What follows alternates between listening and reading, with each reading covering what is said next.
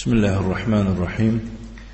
الحمد لله رب العالمين والعاقبة للمتقين والصلاة والسلام على نبينا محمد وعلى آله وأصحابه أجمعين. أما بعد، اینک بعون الله حق سبحانه و تعالی ما درس‌های خود را دوام می‌دهیم از کتاب الاربعون النوویه للامام یحیی بن شرف النووی، یعنی 40 حدیث امام نووی، یعنی یحیی ابن شرف نووی، الله رحمتش کند.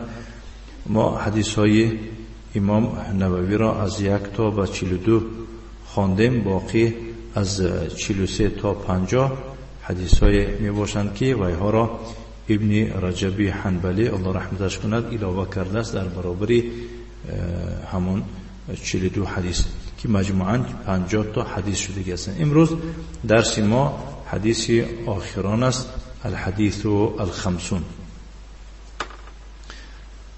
عن عبد الله بن بسر رضي الله عنه قال: أتى النبي صلى الله عليه وعلى آله وسلم رجل فقال: يا رسول الله، إن شرائع الإسلام قد كثرت علينا، فباب نتمسك به جامع.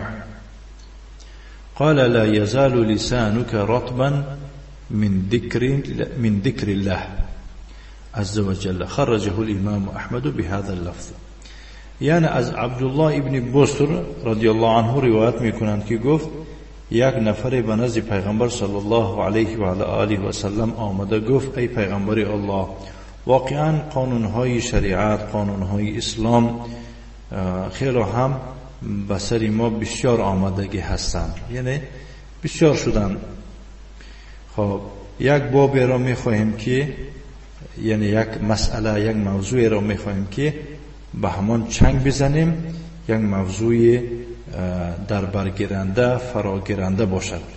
یعنی برای من یک ورد میدادی که همان ورد را برای خود اختیار میکردم و دایم مشغول همان میشدم، زیرا نه همه میتواند که همه یعنی که قاعده و گویم قاعده های اسلام را رعایت کردن. پیغمبر صلی الله علیه و سلم فرمود که لا یزال لسانک رطبا من ذکر الله، یعنی زبان تو همیشه از ذکر الله تر شدگی باشد. وقتی که زبان در حرکت می دراید، در نتیجه زبان دهانی انسان تر می شود. یعنی کاری کن که زبان تو یا که دهانی تو از ذکر الله تر شود، نه مانند اون کسانی که از غیبت و از سخنهای بی معنی، از یعنی که گپهای بیکاره چه زبانش تر می شود.